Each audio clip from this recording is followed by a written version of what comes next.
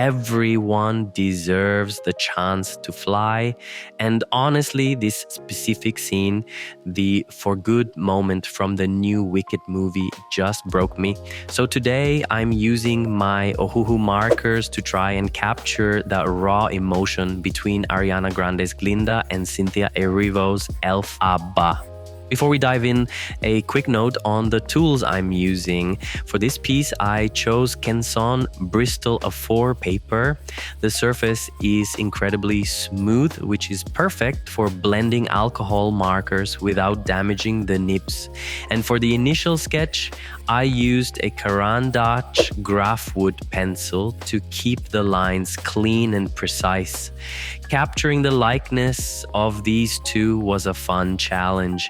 I really wanted to focus on the eye contact between them.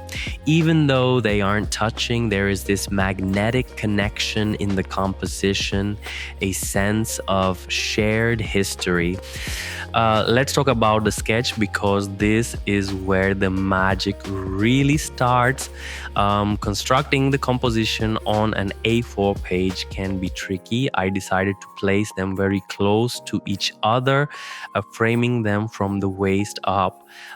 This creates a sense of intimacy, like the rest of the world has disappeared and it's just the two of them in that moment. You'll notice I'm using a Caran d'Ache graph wood pencil here. There is a very specific reason why I swear by this pencil for marker art. The graphite is incredibly consistent and slightly soft. When you are working with alcohol markers later on, the surface of the paper needs to be pristine. If you use a cheap or hard pencil, you risk scratching the paper or creating grooves. And trust me, once you lay down the marker ink, it will bleed into those tiny scratches and ruin the texture. This pencil glides over the paper without damaging the grain, keeping everything smooth for the inking stage.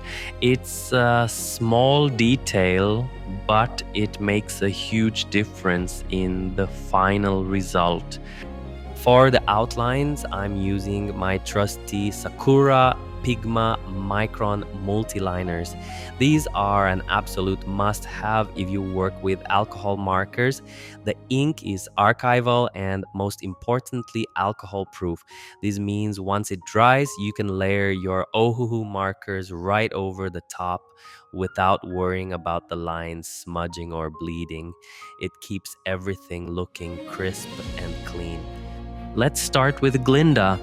I decided to color her first because I wanted to set the lightest values of the drawing immediately. Her dress in this scene is just magical. It's not just pink, it has these shifting tones of lavender, soft blue, and icy white. I'm carefully layering these cool tones to create that iridescent bubble-like texture. Speaking of Glinda, did you know that director John M. Chu actually insisted on live singing on set? Usually in musicals, actors lip sync to a pre-recorded track. But here, every time you see Ariana or Cynthia singing, that is their live voice on set. I think that's why the emotions feel so real in the film. You can hear the strain and the breath in their voices. It adds a layer of vulnerability that fits perfectly with my drawing style. For Glinda's hair, I'm being careful not to make it too yellow. I'm using creamy beiges and light browns to keep it looking like natural blonde hair under the dramatic library lighting.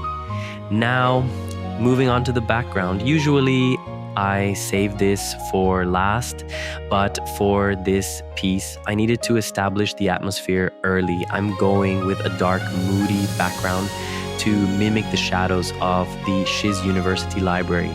Here's a tip for anyone using alcohol markers. Filling in a large, dark background can be scary. The key is speed. You have to work while the ink is still wet to avoid those harsh streak marks. This high contrast is essential. Look at how it instantly pushes Glinda forward. It makes her seem like she's glowing against the darkness. It really separates the characters from the environment and focuses all the attention on their faces. And finally, Elphaba, I saved her for last because her color palette is so rich and grounded. Getting Elphaba's skin tone right is the trickiest part of this entire drawing. If you use a green that is too bright, she looks like a cartoon witch or a Halloween decoration. But Cynthia Erivo's Elphaba has this beautiful, earthy, organic complexion. So I'm mixing in some warm grays and desaturated olives to make her skin feel real, sculpted by the light. Fun fact about that green skin, it reportedly took about 4 hours of makeup application every single day for Cynthia Erivo to transform into Elphaba. And seeing the texture of her skin in the movie close-ups, it was totally worth it. It gives me a great reference for shading her cheekbones and the bridge of her nose. For her outfit, I'm using my darkest grays and blacks. The costume design in this movie is incredible. Elphaba's dress isn't just flat black cloth. It looks like it has layers of organic textures, almost like fungus or twisted leather.